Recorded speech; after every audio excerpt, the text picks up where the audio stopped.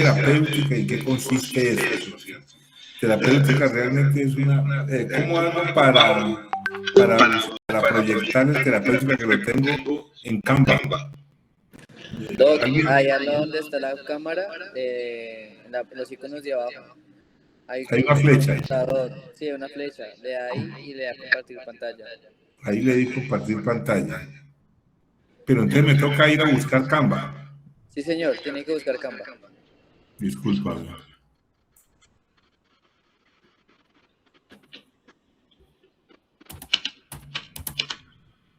Yo también la tengo ¿Por dónde es más fácil? ¿Por la memoria o por Canva?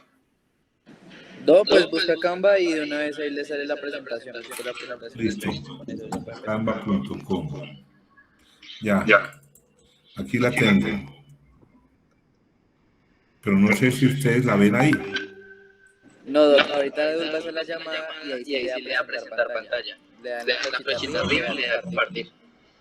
Discúlpame, ¿aquí qué hago? Ya estoy en la flechita le da ahí y le da compartir pantalla. Yo creo que le sale como permiso. Aquí dice ventana y pantalla completa. Dele pantalla completa. Ajá. Pero no pasa nada. Abajo tiene que aceptarlo. O sea, escoge pantalla completa y está en una ventana y le da aceptar para poderlo compartir. Pero ahí en ninguna parte dice ahí se puso en verde. Okay, aquí estoy en la pantalla completa. Aquí estoy donde estamos. Y yo le doy pantalla completa, pantalla de Chrome o ventana, dice. Y abajo dice compartir, que está compartir. Oprímale el compartir. Ajá,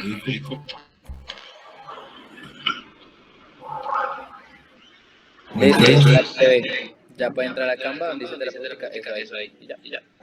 Ahí se ve. Sí, señor. Sí, señor. Ahí ya me están viendo, ¿cierto? Sí, señor.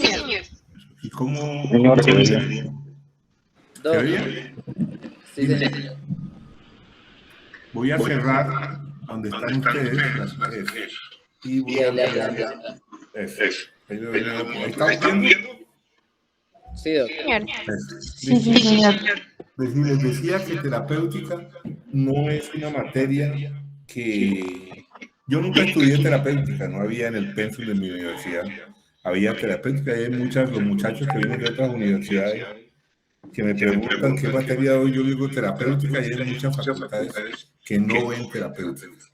Aquí se concibió inicialmente como un componente más orientado a los tratamientos, complementando la farmacología clínica que ustedes vieron el semestre pasado, y eso es lo que hemos tratado de hacer, aplicar esa farmacología a distintos tipos de tratamiento que son los que nos vamos a encontrar en la clínica. Esto lo vamos a fortalecer en el próximo semestre, que van a ver semiología, van a aprender, van a entrar más profundamente en la historia clínica, en el examen físico y en hacer diagnósticos, y esos diagnósticos van a requerir una terapéutica, que es lo que vamos a tratar de orientar en este semestre. La terapéutica es un tema amplísimo, hay terapéutica para todos los grupos que tienen que ver con salud, terapéutica para los agrónomos, veterinaria, terapéutica, salud humana, que es lo que nos interesa a nosotros, y el objetivo de este semestre es que nosotros entendamos bien qué es la terapéutica, y una parte de eso nos lleva a cómo tenemos que prescribir fármacos o prescribir tratamientos no farmacológicos, ¿cierto? De una manera coherente que preste beneficio a nuestros pacientes y que no sea simplemente un acto mecánico de hacer un diagnóstico, escribir unos medicamentos y hasta luego, sino que tenga unas implicaciones y unos objetivos continuos en el devenir de lo que vamos a hacer hacia adelante. Este es un resumen, que esta es la última diapositiva realmente. Esto resume lo que nosotros vamos a ver en este ciclo de hoy y mañana respecto a la terapéutica, ¿cierto? El esquema inicial que vamos a hacer es que entre hoy y mañana vamos a ver terapéutica y si nos queda un rato empezamos a hablar de dolor e inflamación, que es más o menos la orientación que quiero poner este semestre, pero esta diapositiva resume más o menos todo lo que hacemos en terapéutica médica. Como ven, es un tema amplio para reducirlo a muy pocas cosas, pero vamos a ver si lo podemos avanzar de una manera más amena y no tan congestionada como se ve esta diapositiva. Entonces, ¿qué es terapéutica según las definiciones que tenemos tanto en la OMS como en la OPS del mismo Ministerio de Salud Pública? Es la rama de la medicina que estudia la selección, indicación, administración y seguimiento de las intervenciones terapéuticas destinadas a modificar la evolución natural de una enfermedad, aliviar los síntomas, prevenir complicaciones y mejorar la calidad de vida de los pacientes.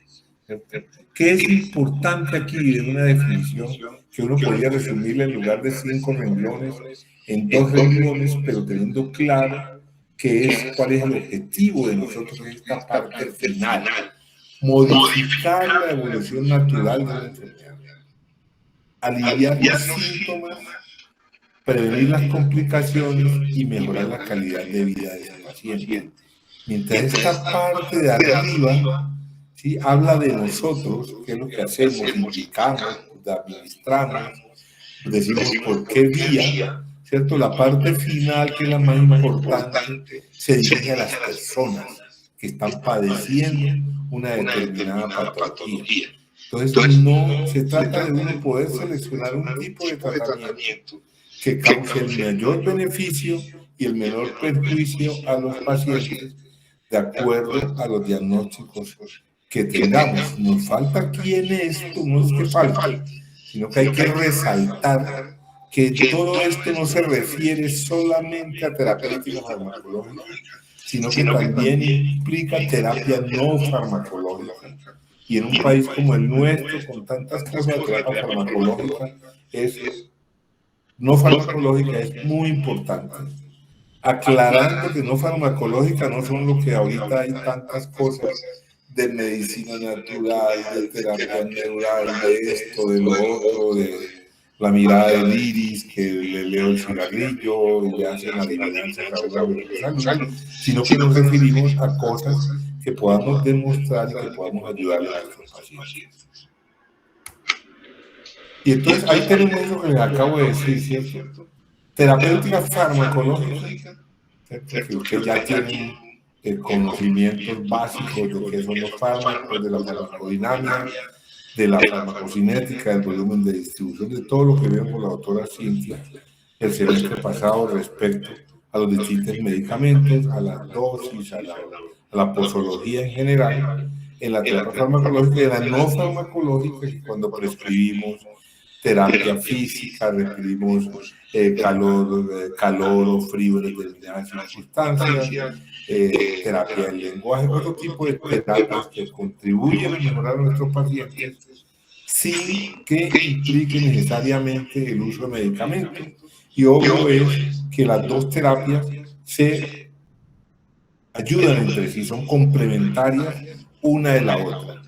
Y el tratamiento, la terapéutica, va dirigida a hacer prevención primaria, tal como la entendimos nosotros por la salud pública, que es prácticamente controlar los factores de riesgo antes de que aparezca la enfermedad, que debería ser el propósito general de la medicina en nuestros países y en casi todas partes del mundo. La idea es que la gente no se enferme, y la gente no se enferma no necesariamente porque le pongamos vacunas o porque tome antibióticos, sino porque sus condiciones sociales previenen eso, tener una buena calidad del agua, tener una buena disposición de excretas, tener acceso temprano a los servicios preventivos de salud, que podamos llevar la citología vaginal casi a buscar a los pacientes, la mamografía cuando corresponden las vacunas en los niños y en los adultos en su momento y evitamos que aparezca la enfermedad. Y ese debería ser el objetivo inicial cuando uno se va a un pueblo pequeño donde no disponen tantas tecnologías y las condiciones no son las mismas que en la ciudad. Parte de la preocupación del médico es solicitar una buena calidad del agua, una buena calidad de los productos de alcantarillado. Y prevención secundaria cuando empezamos, cuando ya esto fue superado por distintas circunstancias, el paciente se enferma, ¿cierto? Y ahí intervenimos con nuestra terapéutica para tratar de que la enfermedad sea lo más corto posible, ¿cierto? Causa el menor daño posible, la recuperación sea lo más temprana. Y la tercera es cuando tenemos que lidiar con las consecuencias de una enfermedad que no pudimos prevenir primariamente y que tuvo sus consecuencias después de la prevención secundaria. Deberíamos basarnos en la evidencia clínica, ¿cierto? No podemos estar improvisando. Para eso hay estudios e investigaciones y nosotros ya conocemos la profundidad y lo ancho y amplio de la medicina para saber que no podemos estar nosotros inventándonos pautas porque me gusta, porque a mí me parece bien así, porque lo vi hacer en alguna parte así, sino que nosotros tratamos de documentarnos lo que nos dice la ciencia respecto a la acción de los fármacos o de las otras terapias.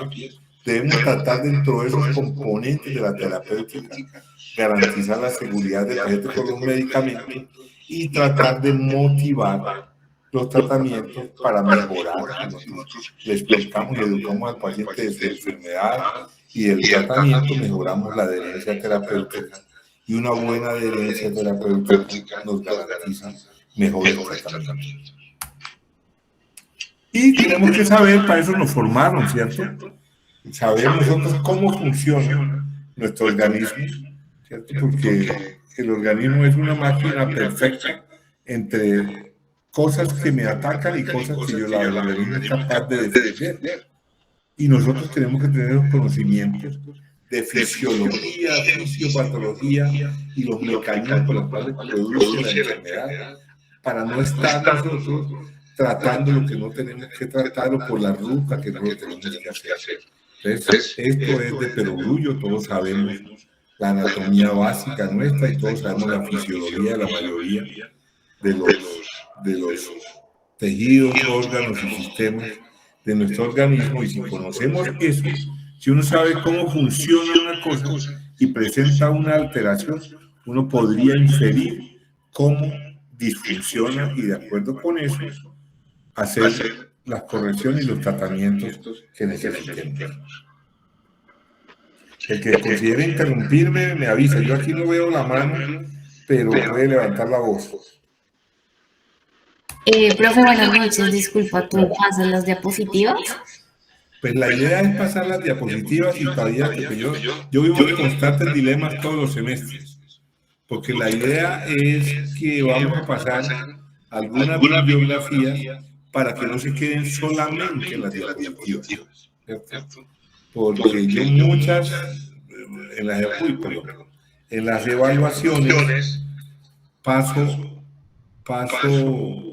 las tomo en las diapositivas como para que quede más claro y todo, pero muchas no salen de las diapositivas y entonces a veces tengo dudas si realmente debemos entregarlas todas o no, pero lo más seguro es que sí, vamos a pasarlas para facilitar las cosas, porque la idea es que esta interrelación sea lo más amable posible. Perfecto, gracias. En cuanto a la terapia farmacológica, ¿cierto? Tenemos que tener en cuenta todo esto que ustedes conocen mejor que yo. La microbiología nos permite hacer, por ejemplo, una selección racional y coherente del uso antimicrobiano. ¿Cierto? La inmunología nos permite uso de vacunas y de medicamentos inmunomoduladores. La epidemiología es un elemento que cada vez adquiere mayor valor. De hecho, la mayoría de los que todos ustedes se piensan especializar, casi condición sine qua non, es que hagan una especialización en epidemiología casi que antes de presentar el examen de la universidad. Eso les va a garantizar la entrada, pues, esto en el terreno práctico. Pero la epidemiología nos permite a nosotros asumir, por ejemplo, en el caso de las infecciones, tratamientos empíricos, porque podemos decirle aquí en nuestro hospital, la bacteria que nos causa tal enfermedad usualmente es tal bacteria, y puedo seleccionar mi antibiótico empíricamente, pero dirigido científica y racionalmente. Y la bioética, ¿cierto?, que es un elemento que no solamente pasa por la terapéutica, no pasa por los médicos, pasa por los seres humanos, ¿cierto? Nosotros debemos conocer perfectamente los principios fundamentales de la bioética. Ustedes lo vieron eso ya con el doctor Norbello o con la doctora Madeleine, ¿cierto? Aló. No, todavía no. Bioética se ve en quinto. ¿Ah? Bioética se ve en quinto. ¿En quinto? Me parece. Sí, señor. Ah, bueno. De todas maneras, la bioética tiene 4, ténganlo guardados por ahí. Siempre saldrá alguna pregunta de eso, porque yo soy como un poquito obsesivo en que tenemos que ser lo más éticos y bioéticos posible.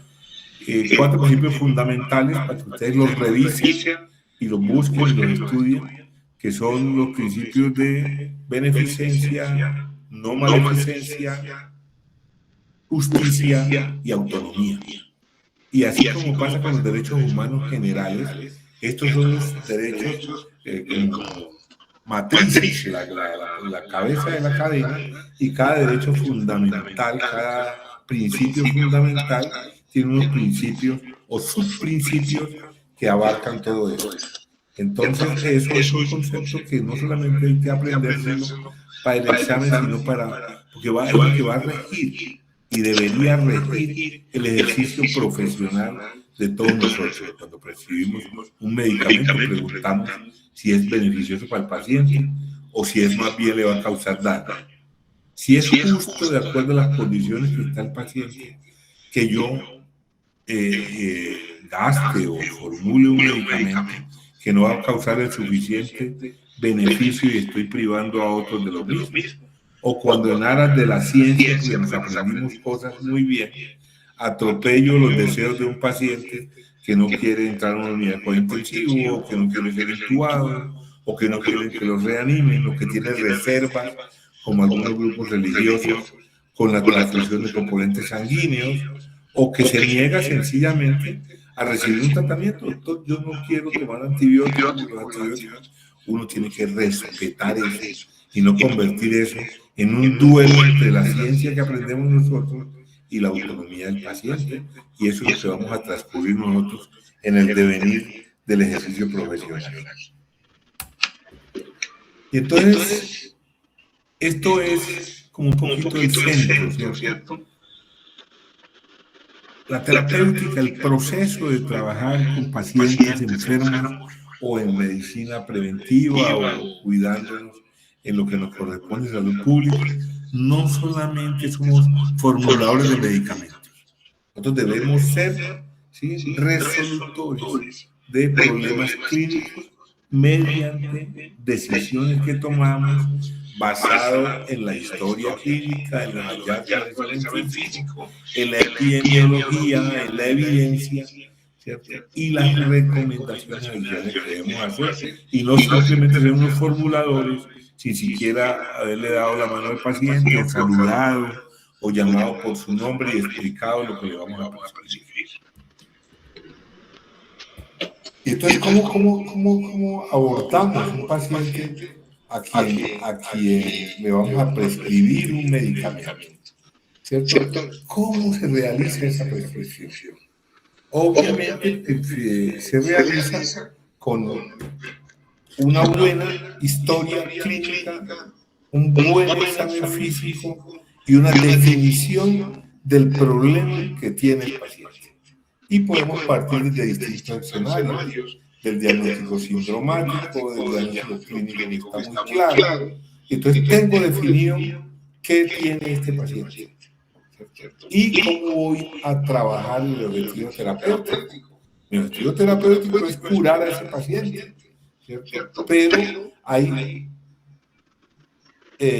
objetivos secundarios en eso. Sí, claro, quiero curarlo, pero también quiero que no tenga fiebre, también quiero que no tenga dolor, ¿cierto? Porque pues el antibiótico te va a curar la infección, pero no te va a quitar el dolor de cabeza, o no te va a quitar la rasquiña o lo que tenga el paciente, ni te va a quitar el edema, sino que tenemos que resolver esas cosas como objetivos secundarios.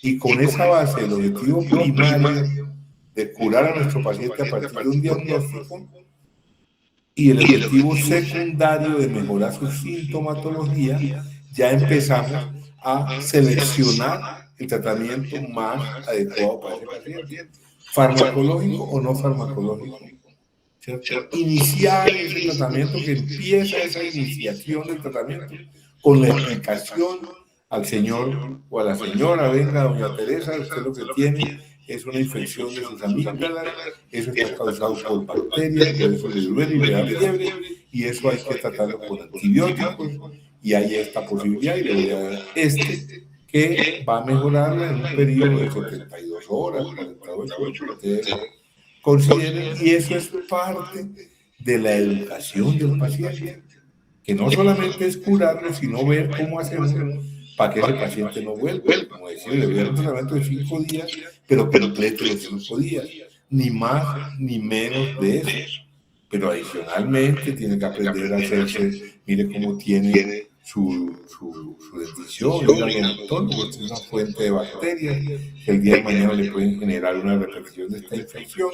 Eso es la parte de la educación, y luego evaluar qué es lo que hice. Expliqué, escogí el tratamiento, formulé, y no me puedo olvidar de que al paciente que decirle: venga, usted debe mejorar en tanto tiempo, si no ha mejorado, ¿cierto? Por favor, vuelva. Si yo no estoy, está mi compañero de turno, trae la fórmula, o yo lo espero y tengo turno pasado mañana, lo espero para volverle a mirar su garganta a ver cómo está, y hacer las modificaciones si el tratamiento no ha logrado los objetivos que nos fijamos cuando prescribimos el tratamiento. Entonces, como objetivo principal, curar la enfermedad, controlar la progresión, aliviar los síntomas. Es decir, el paciente casi nunca llega al hospital a consultar por una neumonía. No, yo no, porque tengo tos y estoy asfixiado. Eso es lo primero. O vengo con un dolor de cabeza severísimo. Usted no puede entretener, pues sí puede entretenerse haciendo las cosas bien. Voy a descartar que esa cefalea corresponde a un problema neurológico importante, a un tumor, una accidente cerebrovascular, una hemorragia, ¿cierto? O una masa ocupando espacio. Y cuando yo veo, es decir, mientras busco eso, uno de mis objetivos es controlar qué es lo que trajo al hospital, pero el paciente a veces nos pasa que no estuve todo el día en el hospital que no me dieron una pastilla para dolor de cabeza. Hay que pedirle exámenes y el TAC y todo, pero mejoremos los síntomas de los pacientes, ¿cierto? Al mismo tiempo que estamos tratando de curar la enfermedad y frenar su progresión. Alivio de síntomas, prevenga las complicaciones. Si todo esto lo hacemos bien, mejoramos la supervivencia, la calidad de vida, y disminuimos la discapacidad que producen las enfermedades.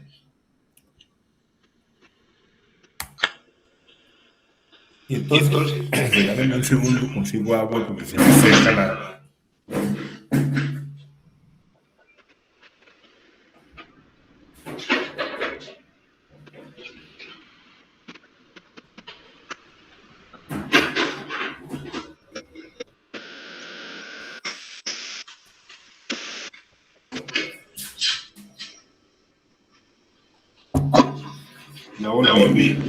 Para hacer todo eso que estamos diciendo, ¿cierto? Y nosotros vamos a escoger un tratamiento.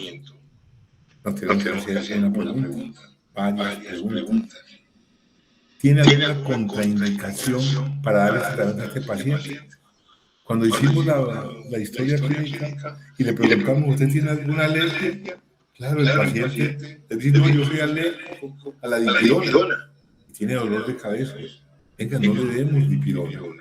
Busquemos una alternativa que la gente no sea alérgica. ¿Cuáles son los efectos adversos de los medicamentos? Antes de formular un antiinflamatorio no esteroideo que tiene efectos adversos sobre la mucosa del estómago.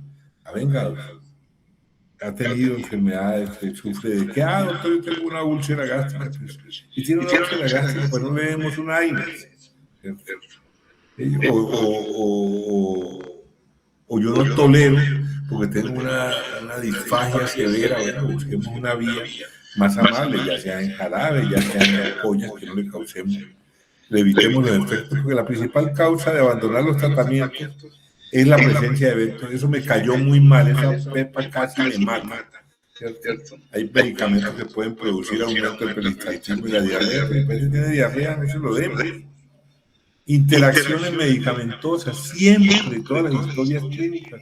En la revisión por sistemas tenemos que preguntar qué medicamento está tomando, para no darle nosotros un medicamento, ¿sí?, que anule los efectos de ese o que los potencie, generando más problemas que beneficios durante el tratamiento, y balanceemos siempre el riesgo y beneficio frente al beneficio de un medicamento.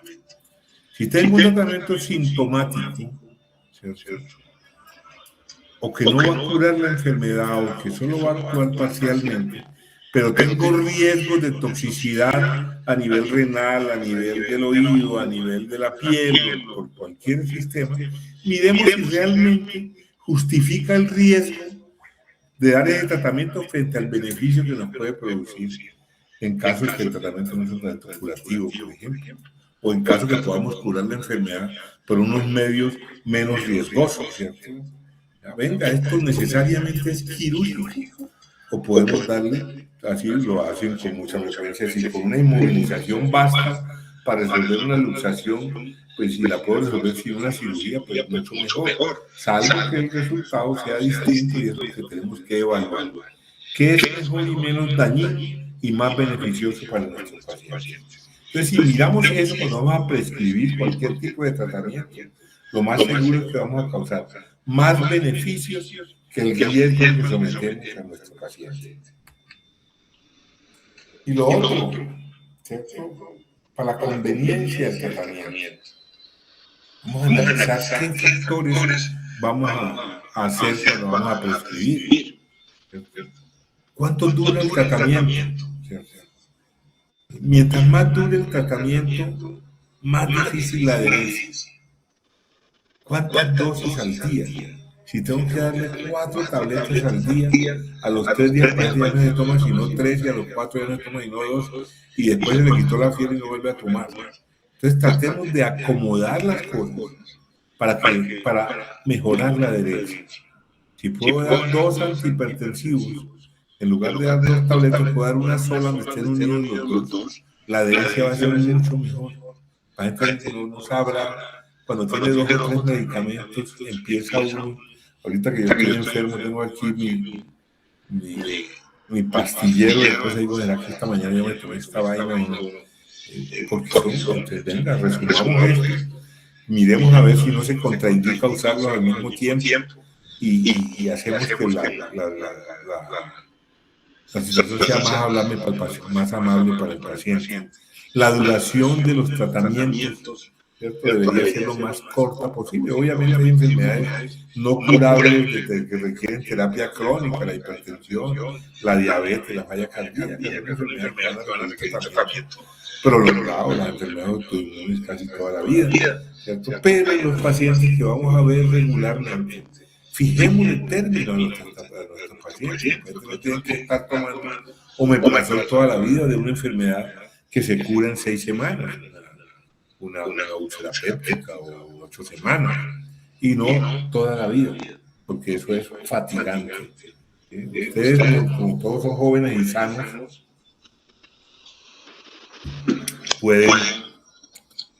deben siempre considerar que las otras personas, ustedes no les aceptan tomar su tratamiento más de una semana. En cambio, a los veteranos, a los adultos mayores, les toca tomar tratamiento 1 año, 6 meses, ¿sí?, o toda la vida. Entonces, siempre tenemos que considerar, cuando vamos a dar medicamentos, estos aspectos que le veo aquí. La vía de administración, si es fácil que el paciente los tome. Unas pastillas bien chiquiticas, con la letra chiquitica en el frasco, y el señor tiene 84 años y no ve bien. ¿Cómo hace para tomarse unas tabletas de saber que está tomando la que es? ¿Sí? Y a qué horas y todas estas cosas. Y la costo-efectividad del tratamiento. Elegir el medicamento que ofrezca mayor beneficio clínico con un costo razonable sin comprometer la eficacia y la seguridad. Este es un problema complejo, ¿cierto? Yo siempre me inquieto con estas cosas. Y en algún momento de mi vida yo siempre he tenido ejercicio de medicina privada. Me sabía los precios de los medicamentos, ¿sí? Pero es que mire, eso vale tanto y entonces venga por acá, acá vale menos. Como tratando de favorecer al paciente y garantizar adherencia por los costos, pero terminan en un maremán de confundir eso con la efectividad de los tratamientos.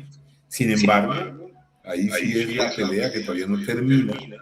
Esos tratamientos que damos perennes, que no le ponemos término, y uno después se pone a averiguar cuánto vale un tratamiento con una gastritis que no está diagnosticada, ¿cierto?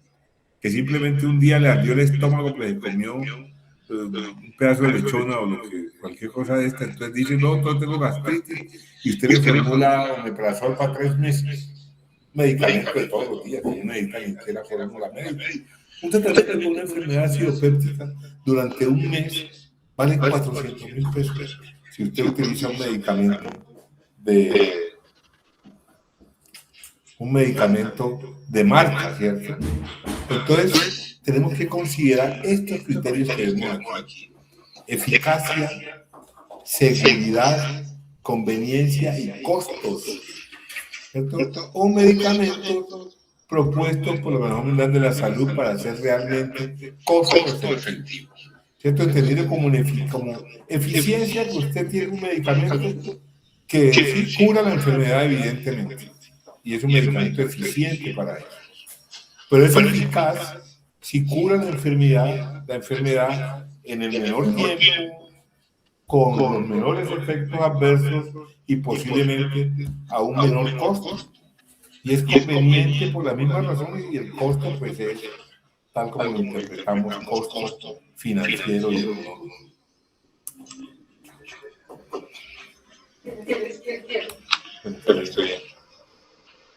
Entonces nosotros tenemos que tener una serie de principios y utilizarlos en los tratamientos, ¿cierto? Y ver qué cosas influyen en la respuesta de lo que estamos haciendo. Hay medicamentos maravillosos, pero que lo aplicamos a un paciente que no corresponde, ¿cierto? Al no corresponder, ¿sí? Hay muchas cosas que causan que ese medicamento tan bueno para la mayoría de la gente aún a nosotros no nos caiga bien, y son los factores que ustedes ven aquí, que no se los voy a leer porque siempre son bastantes, ¿cierto?, que afectan en eso y que nosotros tenemos que considerar, y al alcance de la mano tenemos, casi sin ningún examen de laboratorio, muchos de esos: el peso y la composición corporal del paciente, las comorbilidades, el riesgo cardiovascular, las alergias. No necesitamos exámenes, sino una buena historia clínica y un buen examen físico para saber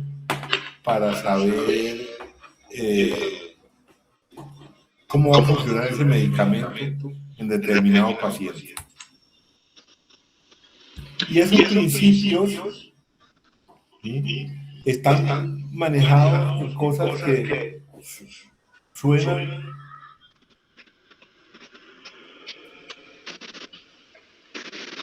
suenan como sencillas, pero que tenemos que estar mirando, ¿cierto?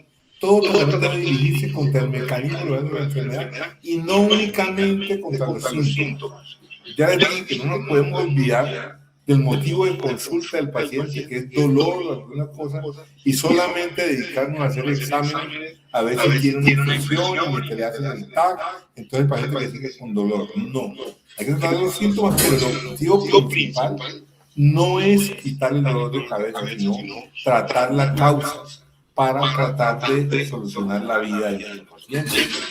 Y entonces eso que ustedes han aprendido en orgánicos, eso que aprendieron en biología, eso que aprendieron en anatomía, ¿cierto?, es lo que nos va a permitir establecer un diagnóstico y un tratamiento eficiente y eficaz.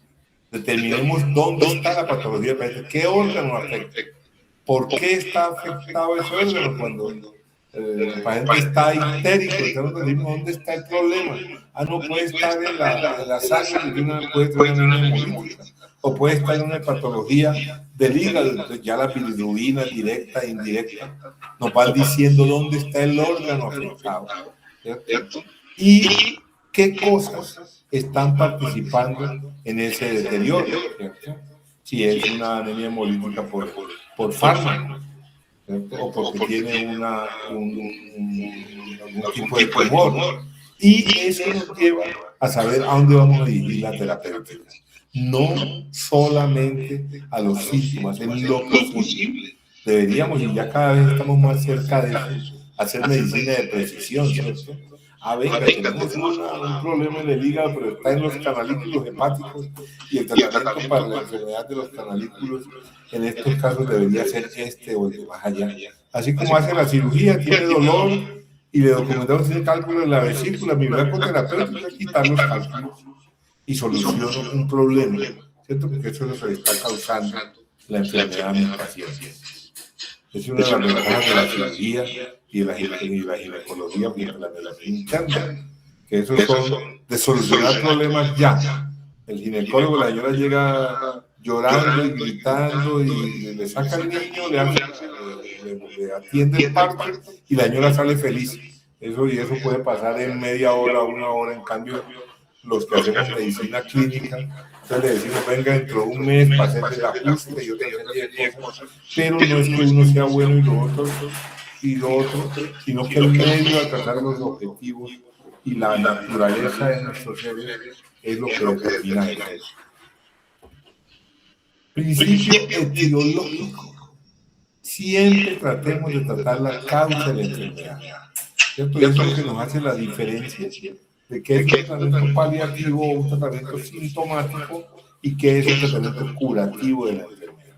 El acetaminofén es un excelente antipirético, pero no me cura la faringoamigdalitis.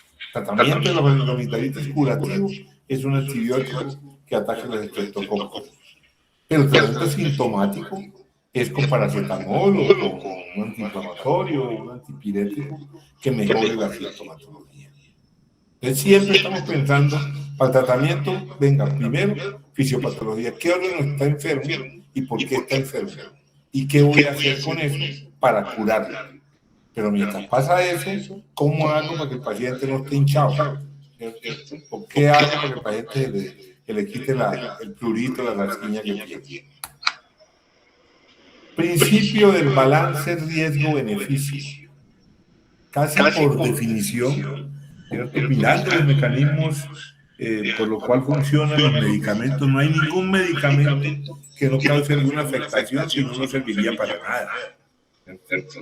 ¿Sí? Toda intervención implica beneficios y riesgos, ¿sí? Y qué es lo que nosotros debemos valorar. ¿Qué es mejor? ¿Cuál es la probabilidad de que el paciente se beneficie de esto? No, tiremos ahí a ver si acaso, por si acaso, vemos este antibiótico. ¿Qué probabilidad tengo de que esa enfermedad sea bacteriana y no viral? ¿Para qué le voy a dar antibiótico? ¿Qué tan grave está nuestro paciente y su condición? ¿Qué tan importante y frecuente son los efectos adversos? ¿Y qué pasa si no trato? Porque es que a veces no hacer nada también es un tratamiento. ¿Cierto? Y uno lo ve con frecuencia, tengo aquí uno lo ve acá rato, le llegan a la gente con un lipoma ahí pequeño en la. Digo, bueno, sí, eso es un lipoma, eso no es grave, no hay ningún problema, no hay ningún tratamiento farmacéutico para eso. Si no lo quiere tener, toca quitárselo, pero eso lo decide usted. Podemos no tratar de dejarlo quieto. Pasa con los cálculos en la vesícula biliar, que son un hallazgo a veces en una ecografía abdominal y tiene cálculos y nunca le han dolido, ¿cierto? ¿Qué pasa si no lo opero ahora con un paciente asintomático? Lo más normal es que no pase nada, ¿cierto? Y puedo dejarlo, pero le ofrezco al paciente la posibilidad, comparto con él la decisión de tratar o no tratar en las condiciones adecuadas. Principio de la mínima intervención eficaz. Eso lo tenemos que tener nosotros siempre en cuenta cuando formulamos. Si decimos, venga, con esto basta con que le demos una ampolla de tal cosa intramuscular.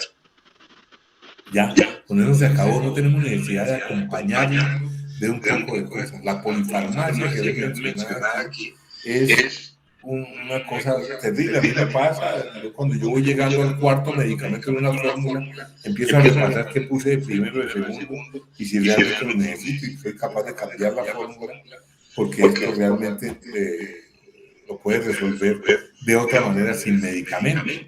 ¿Cierto? Cuando nosotros nos polifarmaciamos, sobretratamos a los pacientes, obviamente, mientras más medicamentos, más efectos adversos, más costos, más interacciones medicamentosas y peores resultados. Progresemos, ¿cierto? Empecemos, ¿cierto? Caminando para luego aprender a trotar o aprender a correr. Empecemos con los medicamentos, obviamente sin sacrificar la calidad del tratamiento y el objetivo del tratamiento. Empecemos con los de menor riesgo y vamos subiendo según la respuesta clínica o los hallazgos paraclínicos. El ejemplo claro es la infección de vías urinarias aquí entre nosotros. La bacteria más frecuente es la Escherichia coli, que es un gran negativo, que tiene una buena respuesta a los betalactámicos. Bueno, entonces, como es un paciente inmunocompetente, le voy a empezar con una cefalosporina de primera generación. Ya si le pedí cultivo, ¿cierto? O el paciente no mejora y los resultados, bueno, escalo el tratamiento, pero no empiezo a darle el antibiótico de mayor espectro, ¿sí? Porque pues mejor la anécdota de decir que no podemos matar una mosca con una metralleta, porque lo podemos acabar con un matamosca con una mayor efectividad, porque queda ahí la evidencia que sí la matamos. Monitoricemos nuestros pacientes como principio. ¿Y cómo lo monitorizamos? Con lo que vemos aquí.